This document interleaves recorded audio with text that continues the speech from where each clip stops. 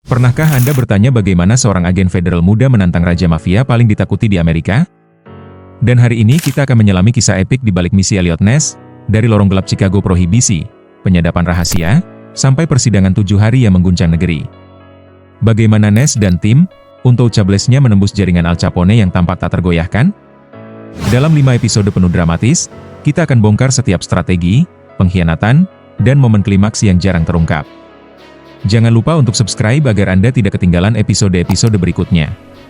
Terus tonton sampai akhir, karena tunggu di episode selanjutnya ada pengungkapan tak terduga yang akan membuat Anda tercengang. Fajar tahun 1920 menyingsing di cakrawala industrial Chicago yang berasap. Sungai Chicago berkilau di bawah sinar temaram lampu gas yang berdentang lembut. Gedung pencakar langit berdiri tegak, menyiratkan ambisi tanpa batas kota pelabuhan ini. Gladiator sosial bersiap mempertahankan wilayah dengan sejuta rahasia di lorong gelap. Atmosfer tegang menyelimuti lorong pijar neon dan suara sederet kendaraan uap. Amandemen ke-21 melahirkan periode prohibisi, larangan total terhadap minuman keras. Jalanan bergolak oleh kelompok kriminal yang tumbuh subur memanfaatkan kekosongan hukum. Klub rahasia di balik pintu kayu tebal menyimpan botol-botol mewah dan aliran uang gelap. Petugas pajak penghasilan kini berubah menjadi jaksa bayangan, berburu penadah alkohol. Kerumunan menatap lampu merah di bar bawah tanah, berharap sebotol gincurian mengenai panggilan. Kehadiran Eliot Ness di Washington DC menyeruak lewat laporan ketahanan moralnya. Bureau of Prohibition menilainya sebagai sosok tak kenal kompromi. Rekam jejaknya merobohkan distileri gelap di Cincinnati membuat namanya melambung. Di lorong lembaga pemerintah, fotonya terpajang di antara deretan agen terpilih. Setiap tatapan matanya mencerminkan tekad baja menghadapi korupsi. Di gedung City Hall, Wali Kota Thompson menatap peta jaringan kejahatan kota. Ia mendengar bisik-bisik pencucian uang yang menjalar ke kantornya sendiri. Ruangan rapat diselimuti asap cerutu, menciptakan kabut kebijakan yang samar. Dinding kayu menggemakan suara ketukan palu saat keputusan strategis direncanakan. Kartu nama agen federal disiapkan di meja rapat, menandakan perubahan besar. Al Capone muncul di halaman gedung Carlton Hotel, dikelilingi kaki tangan setianya. Kamera tersembunyi merekam senyum santainya yang menyembunyikan keganasan. Sepasang mata waspada tersembul dari balik kemeja sutra saat ia melangkah masuk. Aroma cerutu Kuba memenuhi lorong marmer, menandai dominasi mafia. Pelayan gemetar saat ia menyerahkan amplop penuh uang tunai. Malam hari menurunkan tirai gelap di atas ganggang berlampu temaram. Agen Ness tiba di kantor cabang Bureau untuk briefing rahasia pertama. Suara paku di peta besar menandai titik-titik lokasi transaksi alkohol terlarang. Alat pendengar mekanis dipasang dengan hati-hati oleh tangan terampil agen. Setiap bisikan pelindung Capone dicatat sebagai ancaman nyata. Kilas balik memperlihatkan masa kecil Ness di Chicago Utara, dikelilingi kemiskinan.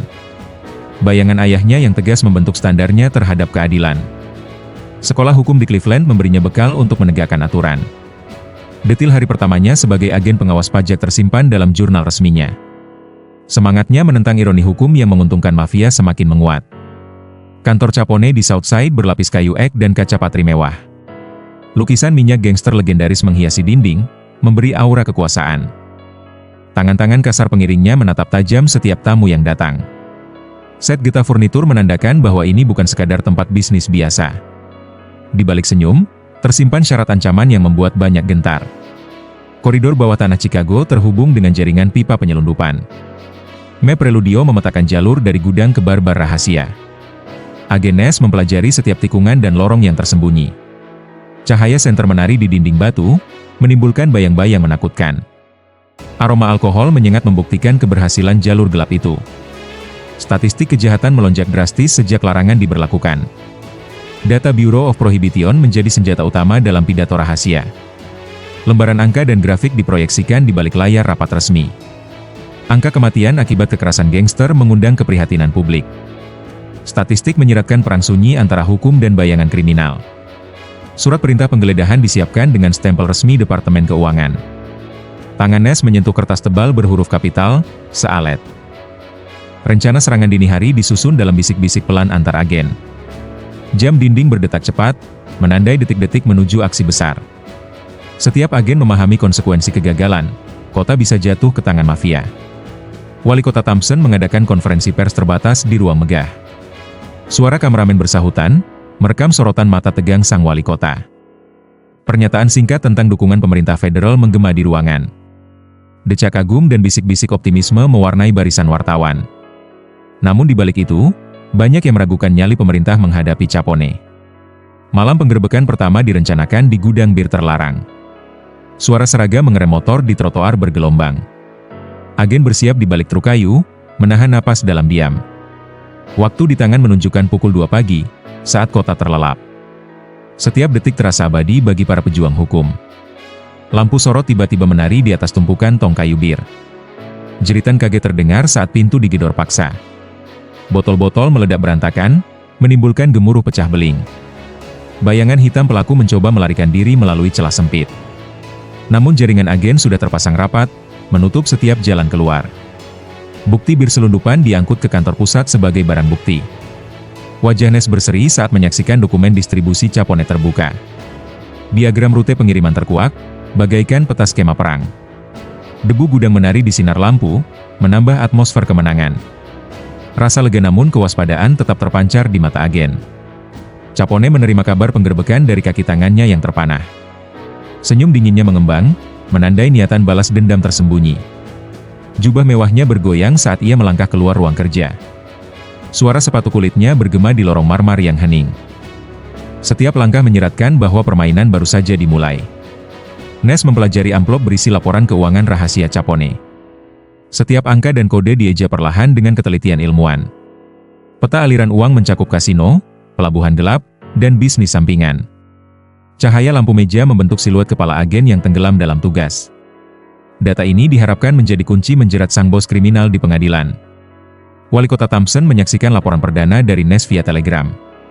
Kalimat ringkas tapi memuat kabar baik tentang bukti transaksi ilegal.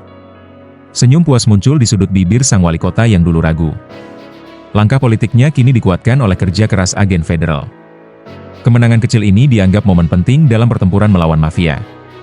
Suasana malam kota pecah dalam hiruk-pikuk pesta tangguh kerumunan elit. Musik jazz berdentum dari klub mewah di Michigan Avenue. Sementara di balik tirai tertutup, cerita perang sunyi semakin memanas. Agen Nes beristirahat sejenak, menatap peta dengan secangkir kopi hitam. Kedua dunia, gemerlap dan kejahatan, berdampingan di satu kota yang sama. Kamera narasi menyorot wajah tegas Nes yang menatap cakrawala gelap. Narator menggema, perang menentang Capone baru saja dimulai. Langkah awal sudah tercatat dalam sejarah penegakan hukum prohibisi. Kota Chicago menunggu babak berikutnya dengan napas tertahan. Dan di langit malam, sebuah janji kemenangan berpendar samar.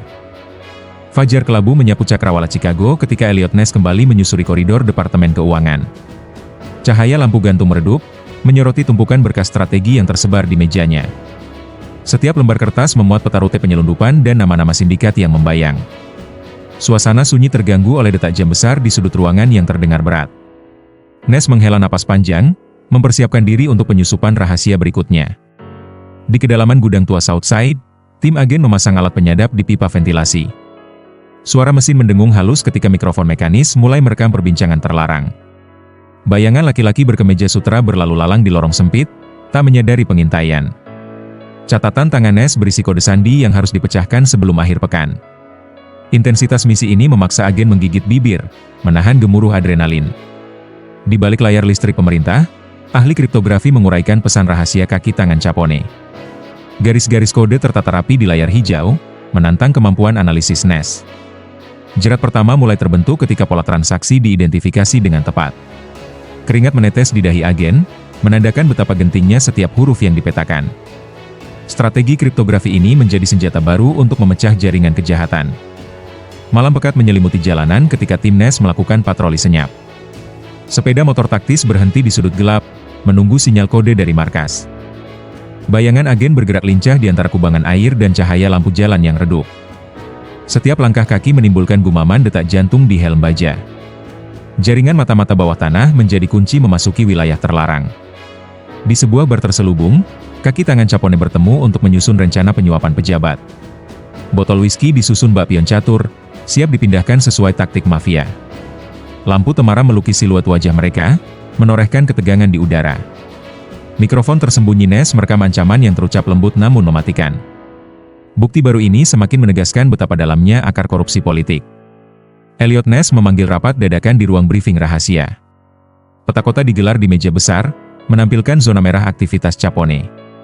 Suara penunjuk laser menembus kegelapan ruangan, menyoroti gudang kunci. Agen mencatat rute pergerakan kaki tangan dengan tekun tanpa mengalihkan pandangan. Strategi gerilya hukum mulai terbentuk dari potongan-potongan data intelijen. Investigasi ke Biro Pengadilan mengungkap kekosongan dokumen pelaporan pajak Capone. Rak buku besar di kantor pajak menyembunyikan halaman-halaman terpotong rapi. Surat-surat resmi tanpa stempel penuh bertanda tanya besar di benak Nes. Sinar lampu meja berpendar di atas amplop tanpa nama pengirim. Jejak penghindaran pajak ini menjanjikan titik lemah untuk menjerat sang bos. Kaki tangan Capone di pelabuhan Angela S. Dock memindahkan peti terlarang di malam buta. Mesin derek tua gemetar pelan, menurunkan muatan ke perahu kayu kecil. Hembusan angin sungai menembus celah papan, membawa aroma minyak dan alkohol.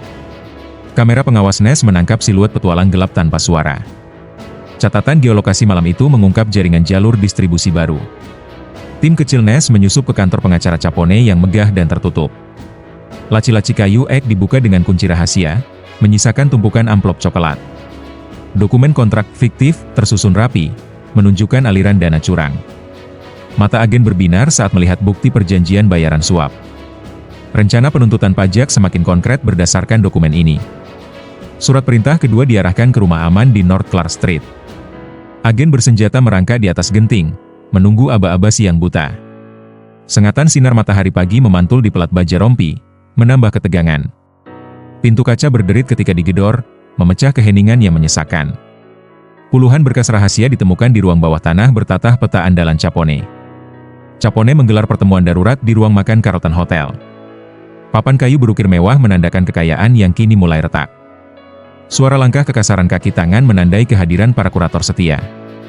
Senyum Capone kini menyimpan kecemasan tertahan di balik cerutu. Penggalan informasi bocor membuatnya merencanakan langkah balasan. Nes menyusun gugatan pajak bernilai jutaan dolar di depan meja kayu cerai. Setiap angka kerugian bisnis ilegal Capone dihitung dengan presisi matematis. Lembaran dakwaan terbit di bawah tanda tangan Menteri Keuangan. Atmosfer lega bercampur tegang menyelimuti ruang rapat departemen. Beberapa agen saling bertukar pandang, ini bisa jadi pukulan telak. Malam pekat kembali menjadi saksi operasi penjebakan berikutnya. Agen menyamar sebagai sopir truk pengiriman mesin tik bekas. Truk parkir di depan gudang kontraban, menunggu pintu dibuka. Intensitas momen ini terukur dari gumaman setengah napas para agen. Ketika palu palang pecah, sekantong catatan pengiriman resmi terkuak. Bukti transaksi elektronik di kantor telekomunikasi menjadi kunci memetakan komunikasi Capone. Sandi Morse yang tercatat di pita kertas mengungkap rute sipir rahasia. Ruang suara tua berdengung menandai era teknologi kontraintelijen novel. Nes memantau grafis aliran data di layar hitam hijau dengan waspada. Polemik teknologi versus tradisi kriminal menjadi semakin nyata. Operasi besar diumumkan, penyitaan aset Capone di berbagai titik kota. Mobil derek bergabung mengevakuasi kereta barang penuh mesin judi. Kerumunan warga menonton dengan rasa penasaran bercampur kagum. Ekspresi serius Nes tercermin di kaca spion mobil patroli. Langkah ini menandai eskalasi terbuka perang hukum melawan mafia. Balasan Capone datang berupa suap besar pada beberapa hakim lokal. Dokumen rahasia menunjukkan transaksi tunai tanpa jejak resmi. Dunia peradilan berguncang ketika kabar korupsi ini merebak di koran pagi. Nes merapatkan kerah jasnya, menyiapkan langkah antisipasi. Arena pertempuran hukum kini berubah menjadi labirin prosedural. Di markas rahasia, agen Nes berdebat tentang strategi lanjutan. Pilar-pilar marmer ruangan menambah kesan sakral pada diskusi intens. Gambar-gambar hasil pengintaian terpajang seperti potret senjata perang. Ketegangan meningkat saat opsi pengajuan gugatan perdata dipertimbangkan. Akhirnya diputuskan, kombinasi tekanan pajak dan dakwaan suap akan dijalankan. Pagi sunyi di Pengadilan Federal Chicago menanti gebrakan dakwaan baru. Pintu-pintu besi berderet menjadi saksi bisu ratusan kaset bukti berisi pengakuan kaki tangan. Wajah Nes tegang saat berkas berlapis diserahkan ke meja hakim. Bisik-bisik wartawan memburu sudut pandang agen federal paling terkenal itu. Momen ini diharapkan menjadi awal kejatuhan kerajaan Capone. Capone menerima surat dakwaan baru dengan gestur menahan amarah. Cerutu tetap terjepit di bibirnya, meski ia tak berniat menyalakannya. Lampu ruang kerja berpendar lembut, menyoroti bayangan gelap di dinding. Nada suara kaki tangan bergetar ketika mereka membacakan isi dakwaan. Keteguhan Capone diuji oleh tinta hitam di surat resmi pemerintah. Suasana kota kembali berdenyut normal, meski tekanan hukum semakin nyata. Narator menegaskan bahwa langkah-langkah Ness kini memasuki fase kritis. Jaringan intelijen dan bukti terintegrasi membentuk jebakan yang tak terbuka. Perlawanan mafia bergeser dari kekerasan terbuka ke manipulasi politik. Dan di balik tirai, semua mata tertuju pada pengadilan yang akan datang. Pagi 20 Oktober 1931 tiba di gedung pengadilan federal Chicago yang menjulang. Suasana hening pecah saat kerumunan wartawan dan publik memenuhi aula besar. Gorden merah di balik kursi hakim berkibar pelan, menunggu awal sidang bersejarah. Cahaya lampu kristal memantulkan bayangan Nora Thompson, istri Ness, yang hadir mendukung. Denyut jantung atmosfer kota terasa di tiap detik sebelum palu pengadilan diketuk. Jaksa Thomas E. Dewi berdiri tegap, menggenggam berkas dakwaan pajak Capone. Petikan angka neraca keuangan langsung diproyeksikan ke layar hitam hijau di sampingnya. Setiap angka, $215, bergema di aula, menandai inti kasus penuntutan. Senator terpilih dan tokoh masyarakat mematung, menyerap ketegangan di udara. Narator mencatat, inilah saat di mana hukum melawan bayang-bayang kekuasaan mafia. Saksinya pertama, mantan akuntan Capone, melangkah ke bangku saksi dengan gemetar. Suara rekaman mesin tik tua mengiringi pembacaan lembaran laporan pendapatan. Tangan akuntan menuding catatan palsu yang dulu ia tanda tangani dengan syarat ancaman. Bukti dokumen resmi terhampar, menyingkap jaringan pemasukan gelap. Kerlingan mata hakim menandai keabsahan keterangan yang membalikkan arus kasus. Sidang digelar kembali keesokan harinya dengan bukti baru tentang transaksi luar negeri. Peta jalur penyelundupan dari Kanada mengisi layar, grafik kejahatan tersusun rapi. Suara pengeras ruangan bergema saat audiovisual menampilkan rute kapal kayu tua. Publik bergumam terkejut, menyadari skala internasional operasi Capone. Narator menegaskan, batas kota Chicago telah terlampaui oleh kekaisaran gelap. Di balik kursi pengamat, Eliot Ness mencatat setiap reaksi kaki tangan Capone. Tatapan dingin Frank Nitti, tangan kanan Capone, sesekali tertuju ke Ness. Warna kayu kursi menjadi saksi bisu ketegangan dua kutub moral dan kejahatan. Lemparan pandang singkat antara keduanya seperti lontaran tantangan tanpa kata. Detik-detik ini merajut benang konflik yang puncak klimaksnya kian mendekat. Jaksa menghadirkan pakar forensik pajak yang menjelaskan metode penghitungan kerugian. Diagram alur uang kelabu terpampang, menunjukkan aliran dana dari barbar tersembunyi. Sorot lampu fokus pada tumpukan amplop coklat yang kini menjadi barang bukti penting. Setiap penjelasan ilmiah menegaskan bahwa kejahatan Capone terstruktur seperti industri. Narator menekankan, intelektualitas hukum kini menjadi senjata mematikan. Capone memandang ke arah jendela kaca tebal, menatap panorama kota yang menentang. Kilasan cahaya lampu kota membuat siluet wajahnya tampak muram dan tersudut. Suara mesin ketik jaksa seakan mengejek suara gemerincing perhiasan di sakunya. Ia menekan bibir, menahan luapan amarah yang tak dapat ia tunjukkan di ruang sidang. Narator membisikkan, inilah potret sang raja kejahatan yang kini di ujung tanduk. Kesaksian terakhir datang dari agen rahasia yang menyamar di jaringan Capone.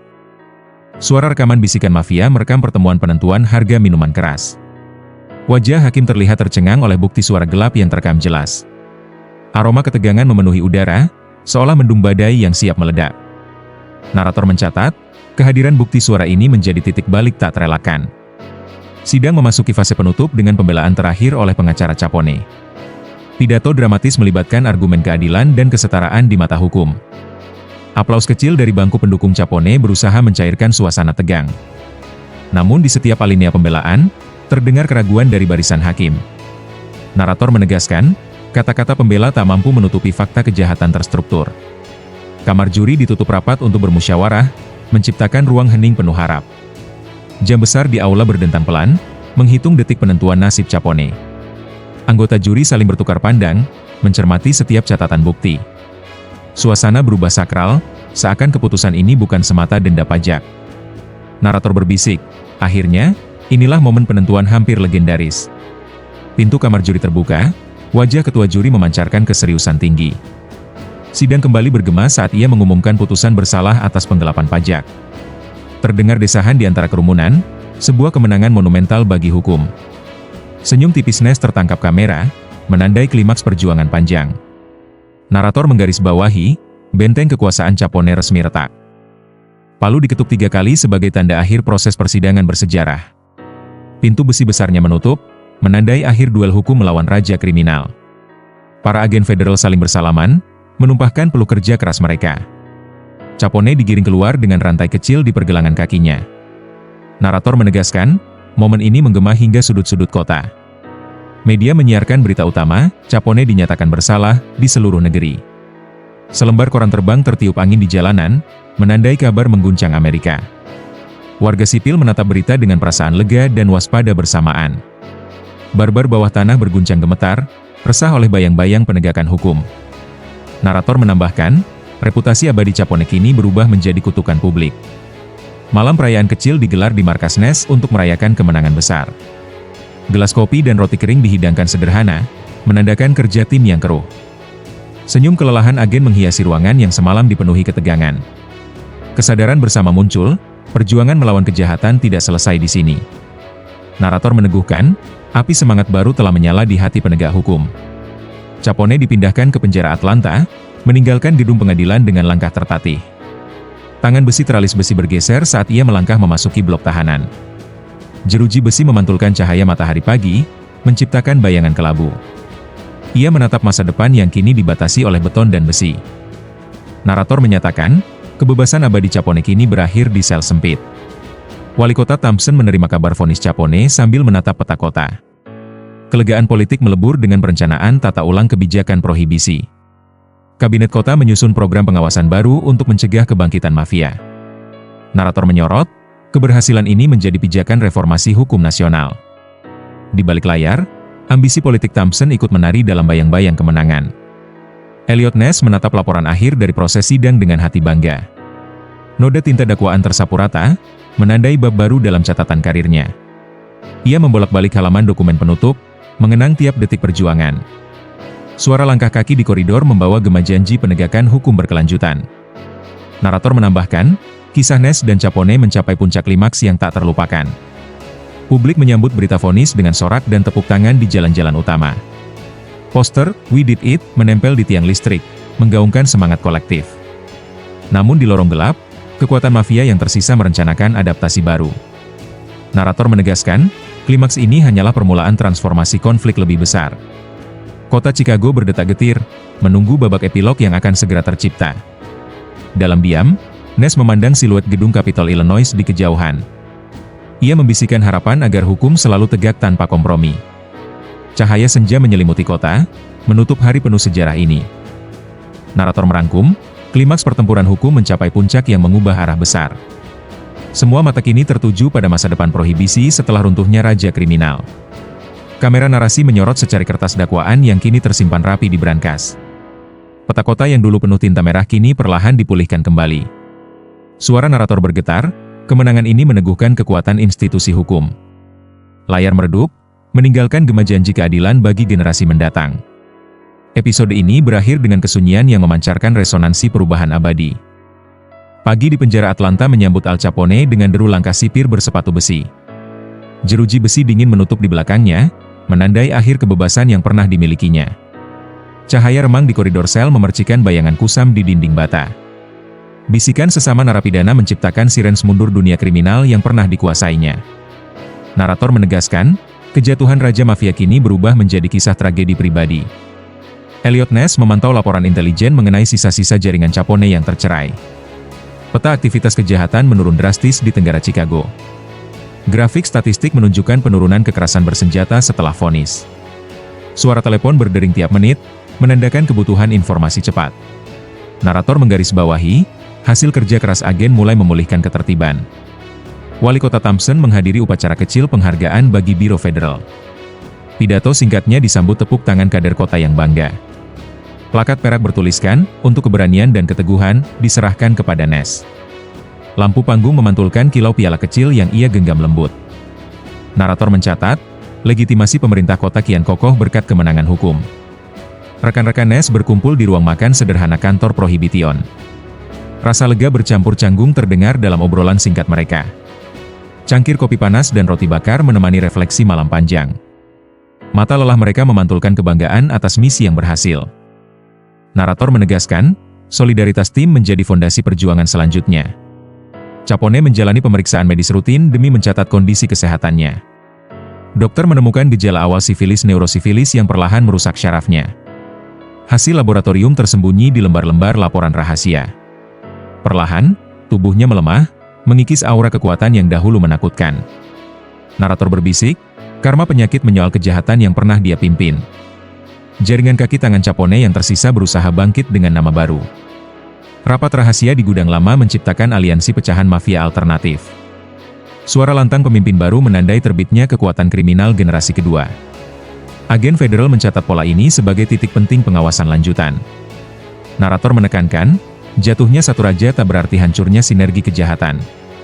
Di ruang arsip Departemen Keuangan, berkas Capone diarsipkan dengan teliti.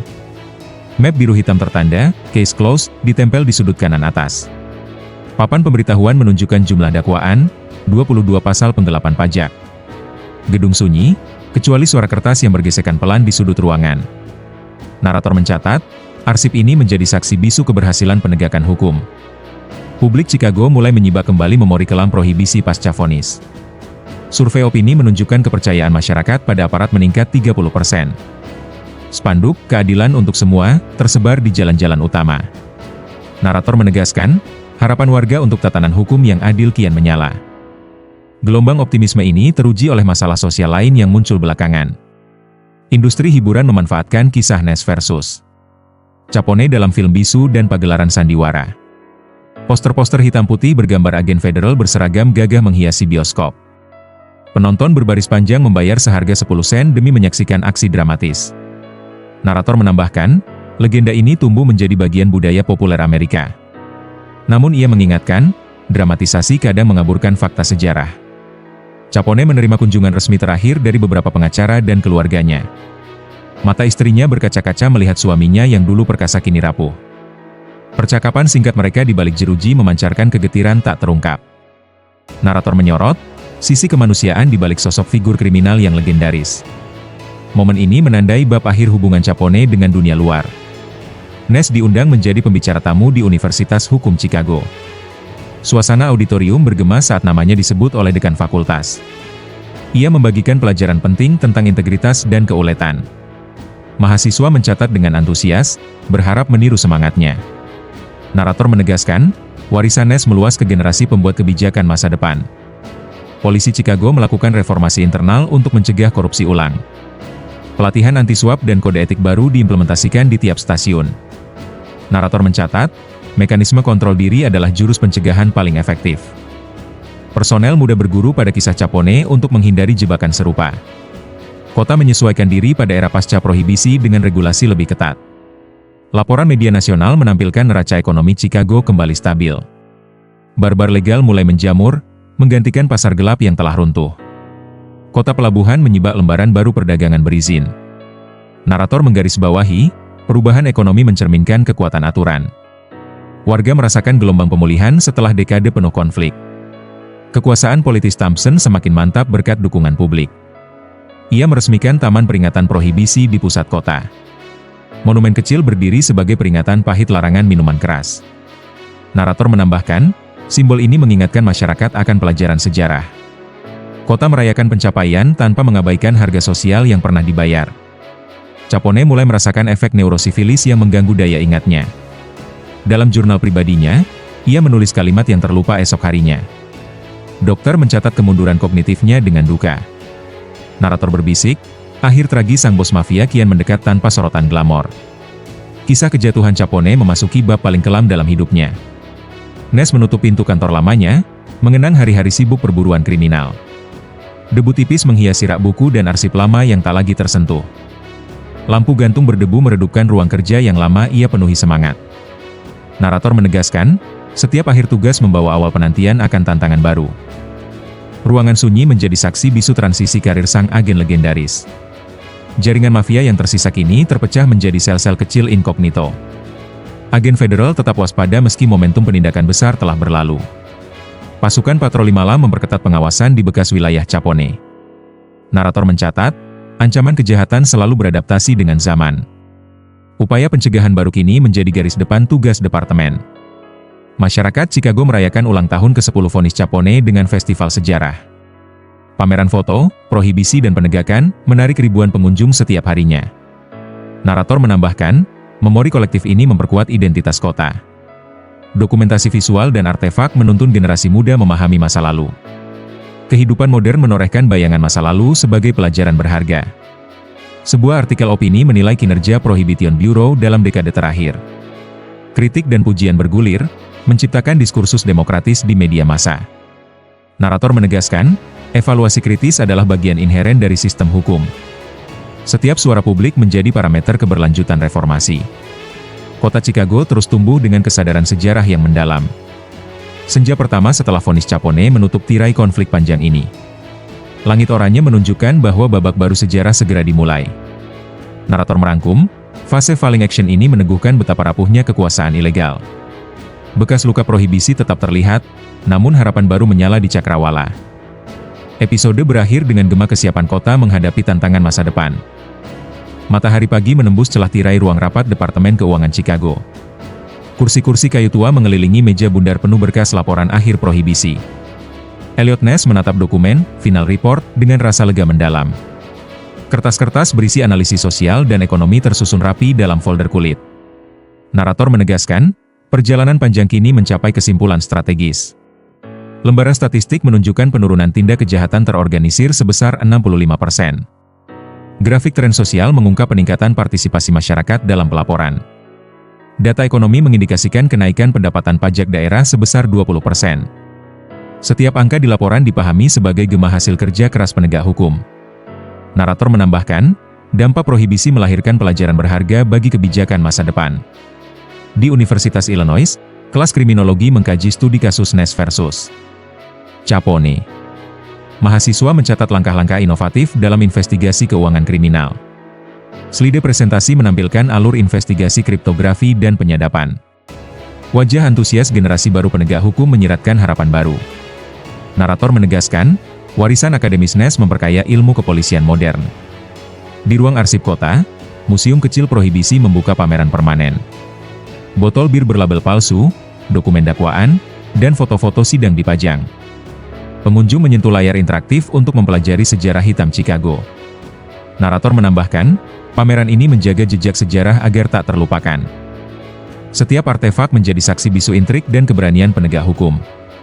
Wali Kota Thompson meresmikan patung Eliot Ness di alun-alun utama. Patung perunggu menggambarkan Ness berdiri tegak dengan berkas di tangan. Kerumunan warga bertepuk tangan saat tirai penutup dilepas. Narator menyatakan, penghargaan ini menandai pengakuan publik atas jasa abadi. Kota Chicago merayakan pahlawan tanpa kompromi yang menegakkan keadilan. Di surat kabar harian, kolom opini menyoroti etika pemimpin hukum. Kata-kata pujian mengalir untuk keteguhan hati Ness dan timnya. Beberapa artikel juga mengingatkan risiko kebijakan larangan ekstrim. Narator menggarisbawahi, refleksi kritis penting untuk perbaikan sistem. Masyarakat diingatkan bahwa keseimbangan hukum dan kebebasan adalah kunci. Al Capone, di selnya, menulis memoir singkat tentang masa lalunya. Kalimatnya bergetar, mencerminkan penyesalan dan nostalgia kelam. Memoir ini disimpan rapat-rapat oleh pihak berwenang sebagai dokumen studi. Narator menambahkan, pengakuan terdalam sering datang dari mereka yang jatuh. Kisah hidup Capone kini menjadi bahan pelajaran tentang jatuh dan bangkit. Media radio siarkan diskusi panel dengan sejarawan terkemuka. Topik debat, warisan moral prohibisi dan dampaknya pada budaya Amerika. Suara-suara ahli bergantian menyampaikan perspektif ekonomi dan sosial. Narator mencatat, diskursus publik ini mencerminkan kematangan demokrasi. Warga pun terlibat, mengirim pertanyaan lewat telepon langsung. Reformasi kepolisian menerbitkan Kode Etik Prohibisi sebagai panduan resmi. Buku saku berisi prosedur transparansi dan akuntabilitas dibagikan luas. Narator menegaskan, aturan baru ini mencegah korupsi mengakar kembali. Petugas muda mengikuti pelatihan intensif dalam simulasi kasus nyata. Pijakan ini menjanjikan institusi penegak hukum lebih kuat ke depannya. Pelaku kejahatan terorganisir baru muncul, namun skala operasinya lebih kecil. Jaringan sel-sel lokal terus diawasi oleh unit anti-mafia khusus. Narator menambahkan, adaptasi kriminal menuntut evolusi taktik penegakan hukum. Kolaborasi lintas agensi menjadi senjata utama melawan ancaman baru. Kota tetap waspada, memelihara sinergi agar tak tergelincir ke masa kelam. Buku pertama Eliot Ness, Untouchables, dipersiapkan untuk diterbitkan. Kata pengantar mencerminkan refleksi moral dan strategis perjalanan panjang. Narator menegaskan, pengalaman nyata menjadi sumber inspirasi penegakan hukum global. mahasiswa hukum di berbagai universitas menanti versi cetaknya di perpustakaan. Warisan intelektual ini memastikan ajaran Ness hidup melampaui zamannya. Kota Chicago mengadakan forum publik untuk meninjau kebijakan alkohol pasca prohibisi. Warga berdebat antara regulasi ketat dan kebebasan pribadi dalam penjualan minuman. Narator menyorot, dialog ini mendemokratisasi proses pembuatan kebijakan. Pemerintah kota mendengarkan masukan sebagai landasan revisi peraturan. Proses ini menjadi teladan konsultasi publik di banyak kota lain. Sejarawan internasional mempelajari kasus Capone sebagai studi kejahatan transnasional. Makalah akademis terbit di jurnal bergengsi, mengulas strategi pajak sebagai alat hukum. Narator menambahkan, teori kejahatan terorganisir berubah berkat temuan kasus ini. Penegak hukum di luar Amerika menggunakan modul pelatihan berdasar prohibisi. Pengaruh global ini meluas, menandai jeda penting dalam sejarah kriminal modern. Anak-anak sekolah diajak berkunjung ke pameran prohibisi untuk pembelajaran sejarah. Panduan museum menjelaskan kisah Capone dan Ness dalam bahasa sederhana. Narator menegaskan, pendidikan sejak dini membangun kesadaran hukum. Tawa dan decak kagum mereka mengisi ruangan penuh artefak bersejarah. Generasi penerus belajar dari masa lalu agar tak mengulang kesalahan serupa. Eliot Ness pensiun dini dari pemerintahan federal dan mendirikan firma konsultasi keamanan.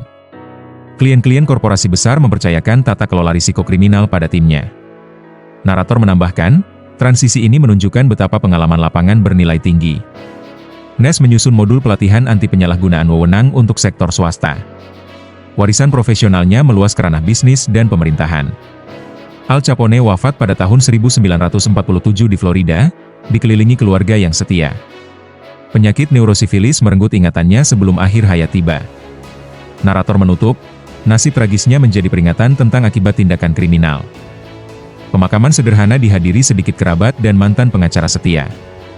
Makamnya kini sunyi, namun kisah hidupnya tetap bergema dalam sejarah kriminal. Masyarakat global mengenang peristiwa prohibisi setiap tanggal 17 Januari, hari berlakunya larangan. Media sosial dan blog sejarawan membanjiri dengan narasi reflektif dan dokumenter mini. Narator mencatat, peringatan ini menjaga ingatan kolektif tentang pelajaran moral dan kebijakan. Generasi muda terdorong mencari sumber primer dan buku akademis untuk kajian mendalam. Momentum ini memupuk kesadaran kritis terhadap pembuatan undang-undang. Di akhir film dokumenter modern, narator menyuarakan kutipan Ness, "Justice, Oncelos, is hard won." Layar menampilkan kilasan adegan perburuan, sidang, dan patung perunggu Ness. Narator menegaskan, semangat untuk menegakkan keadilan adalah warisan abadi. Musik orkestra lembut mengalun, menutup narasi dengan sentuhan haru.